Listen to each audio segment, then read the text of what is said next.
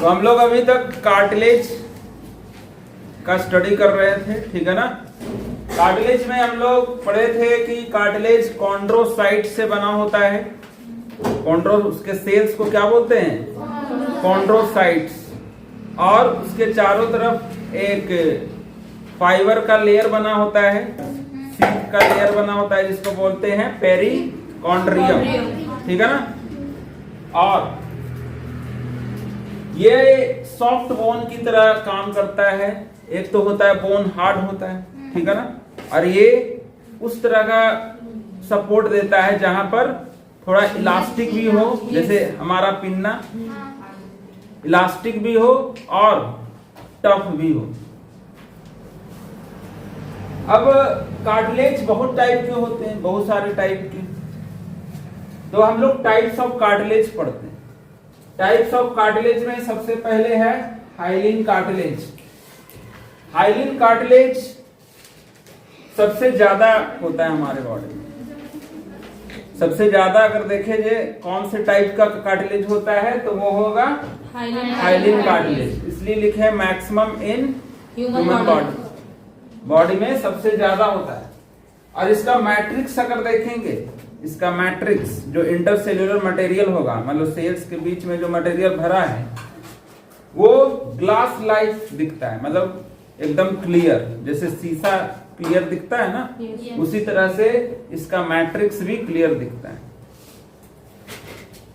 उसके बाद इसका अगर लोकेशन देखें, मतलब कहां पर पाया जाएगा हाइलिन कार्टिलेज हमारे बॉडी में, कहां पाया जाएगा, तो ये है नेसल सेप्टम। तो नाक के बीच में जो दीवार बना हुआ ना, उसको बोलते हैं नेसल सेप्टम। सेप्टम मतलब दीवार, नाक का जो दीवार है वो बना हुआ है हाइलिन कार्टिलेज से, इसलिए वो मुड़ सकता है, ठीक है। फिर सी सेप्ट रिंग ऑफ ट्रैकिया, जो हमारा श्वास नली है, हवा जाने वाला पाइप, एयर पाइप, ठीक है ना, वो क्या है कि इस तरह से बना हुआ है, ठीक है ना, इस तरह से बना हुआ है। तो इसमें है जैसे कि ट्रैकिया जो है उसमें हवा जाता है, ठीक है, और हम लोग सिर को हमेशा इधर उधर करते रहते हैं, ठीक है ना। तो हो सकता है कि वो जो ट्रैकिया का पाइप है वो मुड़ जाए। मुड़ जाएगा तो क्या होगा? टूट नहीं जाएगा, हवा का रास्ता ब्लॉक हो जाएगा, तो हवा नहीं जाएगा, हवा अंदर नहीं जाएगा, नहीं जाएगा तो फिर सांस लेने में प्रॉब्लम हो जाएगी। एयर पाइप जो है हमारा और फूड पाइप, दो पाइप है यहाँ, एयर पाइप और फूड पाइप।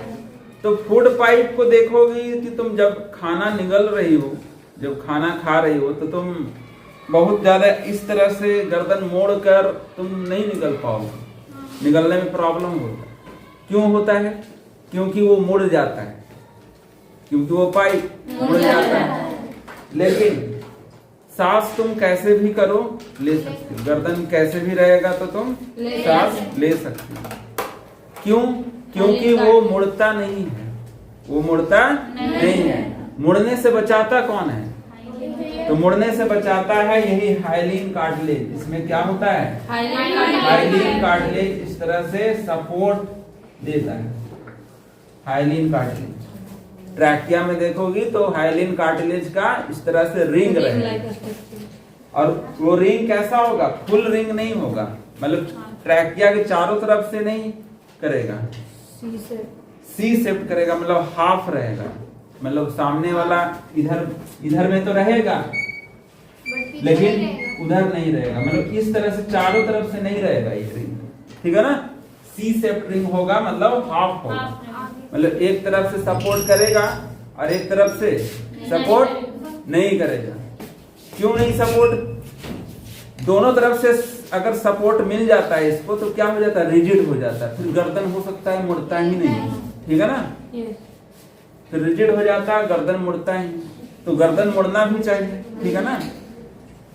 तो इसीलिए हाफ रिंग दिया गया है ताकि जो एयर पाइप है वो मुड़े भी नहीं और सांस लेने में तकलीफ ना हो। इसीलिए हम लोग कैसे भी गर्दन करके सांस ले सकते, लेकिन खाना खा सकते हैं क्या? बहुत ज्यादा इस तरह से मोड़ लो तो निगल नहीं पाओगे जल्दी, ठीक है ना, निगलने में प्रॉब्लम। तो यही प्रोटेक्ट करता है ताकि ये जो एयर पाइप है, जो ट्रैकिया है, वो मुड़ ना जाए। तो मुड़ने से बचाता कौन है? Hyaline cartilage. और फिर कहाँ होता है? लैरिंग्स।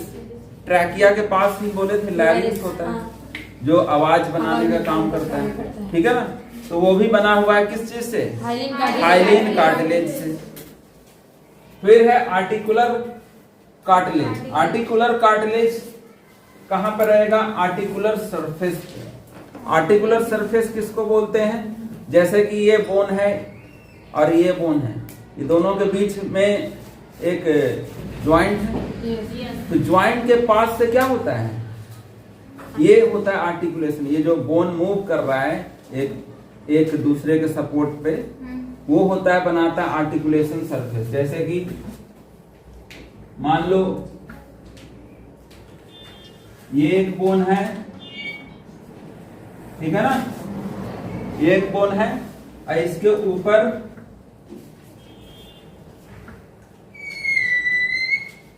ये एक बोन होगा ऊपर, ठीक है ना।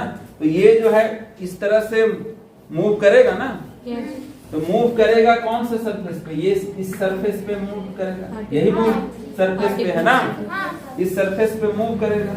तो ये सरफेस कहलाएगा आर्टिकुलेशन सरफेस। तो यहाँ पर होता है क्या? Hyaline cartilage. जो भी दो बोन है उसके बीच में रहेगा क्या? Hyaline cartilage. तो आर्टिकुलेशन सरफेस को ये थोड़ा स्मूथ बनाता है, क्योंकि सिर्फ बोन अगर हमेशा रगड़ते रहता है तो बोन डैमेज हो सकता है, लेकिन ऐसा नहीं होता है। थोड़ा सा सॉफ्ट टिश्यू होता है हाइलिन कार्टिलेज का, ठीक है ना।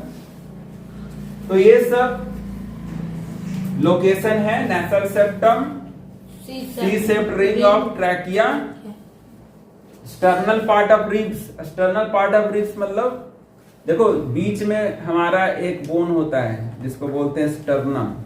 ये एकदम बीच में जो बोन है ना, इसको बोलते हैं स्टर्नम। और इधर से रिब्स जुड़ा हुआ है, ये सब जो बोन है उसको बोलते हैं ribs.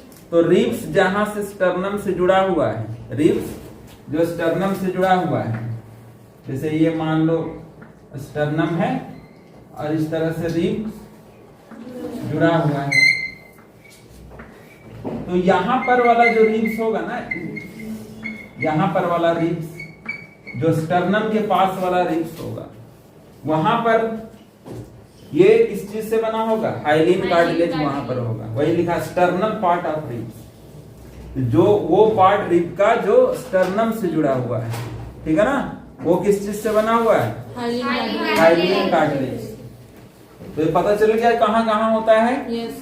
Nasal septum, C shaped ring, trachea, sternum part of ribs, larynx और आर्टिकुलर कार्टिलेज।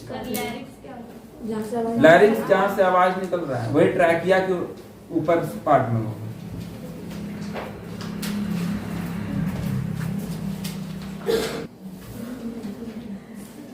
तो नेक्स्ट है फाइब्रस कार्टिलेज। तो इसमें फाइबर्स का बना होगा, ठीक है ना। दो तरह का फाइबर से बना हुआ हो सकता है, या तो व्हाइट फाइबर से या फिर येलो फाइबर, जिसको इलास्टिक फाइबर भी बोलते हैं, ठीक है। इलास्टिक कार्टिलेज इलास्टिक फाइबर से बना होगा, यानी कि येलो फाइबर से बना होगा। लोकेशन होगा कहाँ पे? ये तो टिप ऑफ नोज, तो नोज का जो टिप है ना वो इलास्टिक कार्टिलेज से बना हुआ है, ठीक है ना। इसीलिए उसको पकड़ के इधर उधर मूव कर सकती हो, थोड़ा बहुत खींच सकती हो, क्योंकि वो इलास्टिक फाइबर से बना हुआ है। Tip of nose. फिर ईयर पिन्ना, इसको भी मोड़ सकते हैं ना, तो ये ईयर पिन्ना। फिर एपिग्लोटिस। एपिग्लोटिस वही जो ढक्कन है, ट्रैकिया का ढक्कन, जो खाना जाने से रोकता है।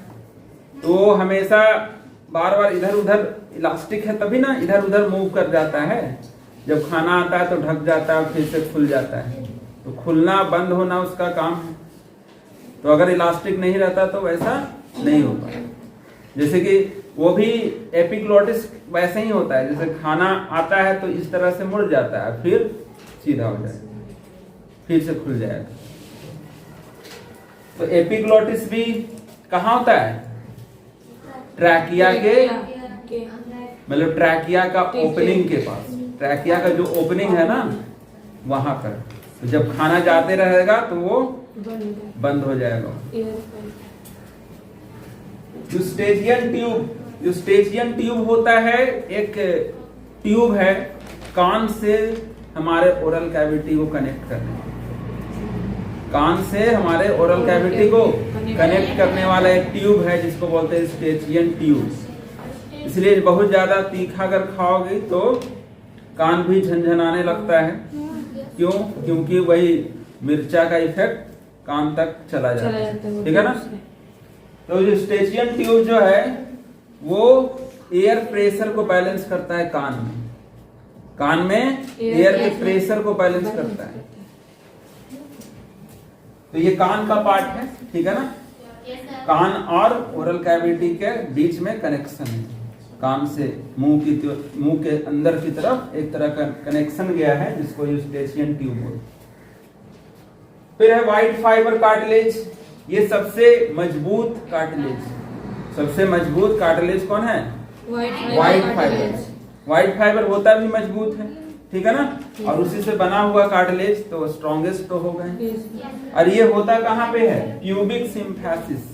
प्यूबिक सिम्फैसिस क्या है कि दो हमारा पेल्विक बोन है, एक इधर और इधर, और दोनों को कनेक्ट करता है प्यूबिक सिम्फैसिस जो कि कार्टिलेज से बना हुआ है।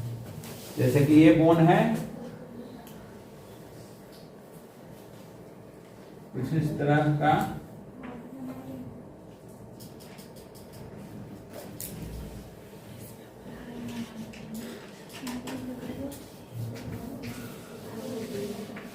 इस तरह का यहां पर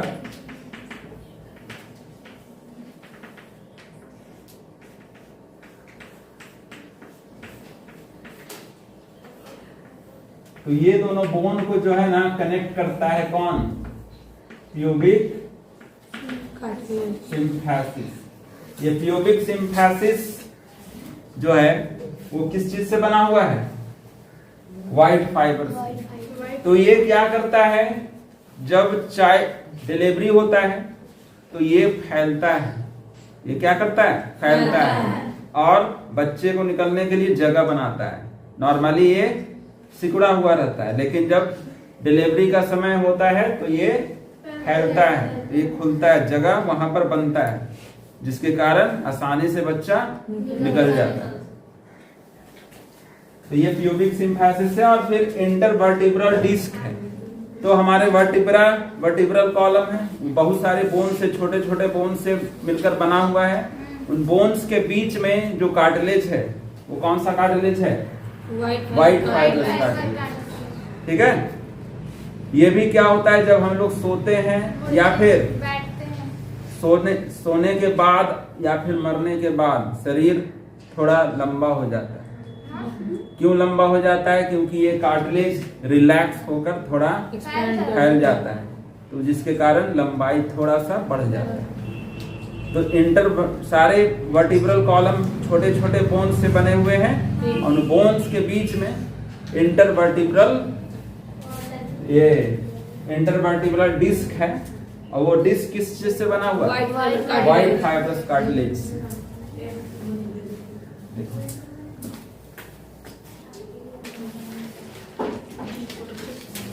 तो कार्टिलेज का थर्ड टाइप है कैल्सिफाइड कार्टिलेज।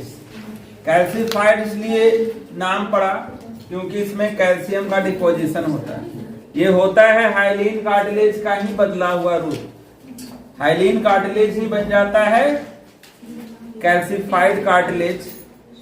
कैसे बनेगा? जब उसमें कैल्शियम का डिपोजिशन हो जाए। कैल्शियम साल्ट का डिपोजिशन मतलब उसके मैट्रिक्स में, उसके मैट्रिक्स के मटेरियल में जो कैल्शियम का डिपोजिशन होने के कारण ये क्या हो जाएगा, हार्ड हो जाएगा, बोन के जैसा। इसीलिए इसको स्ट्रॉन्गेस्ट हार्डेस्ट कार्टिलेज बोले, उसको स्ट्रॉन्गेस्ट बोले, और इसको हार्डेस्ट। तो स्ट्रॉन्गेस्ट और हार्डेस्ट में क्या फर्क है? रिजिड होगा ये जो है हार्ड होगा लेकिन स्ट्रॉन्ग नहीं होगा, ठीक है ना। वो था स्ट्रॉन्ग लेकिन हार्ड उतना नहीं था। ये हार्ड है लेकिन उतना स्ट्रॉन्ग नहीं। ये हार्डेस्ट कार्टिलेज है और वो स्ट्रॉन्गेस्ट था। Present on the head of femur and humerus bone. तो होता कहां पर है ये कार्टिलेज, कहां पर होगा? तो जहां पर ज्यादा मजबूती चाहिए, ठीक है ना। तो ह्यूमरस बोलते, फीमर बोलते हैं थाई बोन को, जो जांघ में हड्डी है ना, पूरा यहाँ से कमर से लेकर घुटना तक, उसको बोलते हैं फीमर। तो सबसे टफ, सबसे स्ट्रॉन्गेस्ट बोन है, जांघ का हड्डी सबसे मजबूत होता है, तो उसी को बोलते हैं फीमर। अब फीमर का जो हेड होता है, तो हड्डी का एंड जो होता है वो इस तरह का स्ट्रक्चर होता है, इसको बोलते हैं हेड ऑफ। तो अगर फीमर का हेड होगा, अगर ये फीमर बोन होगा तो फीमर का हेड होगा। ह्यूमरस बोलते हैं हाथ का हड्डी, हाथ का जो ऊपर वाला हड्डी है, ये वाला बांह वाला हड्डी, उसको बोलते हैं ह्यूमरस। तो इसके भी जो हेड है, हेड के पास ये वाला कार्टिलेज होगा, हाइलिन कैल्सिफाइड कार्टिलेज। तो कैल्सिफाइड कार्टिलेज वही होता है present on the head of femur and humerus bone. दोनों बड़ा बड़ा हड्डी है, ह्यूमरस भी और फीमर भी। तो ह्यूमरस और फीमर याद रखना। ये फीमर थाई बोन को बोलते हैं, थाई बोन, और ये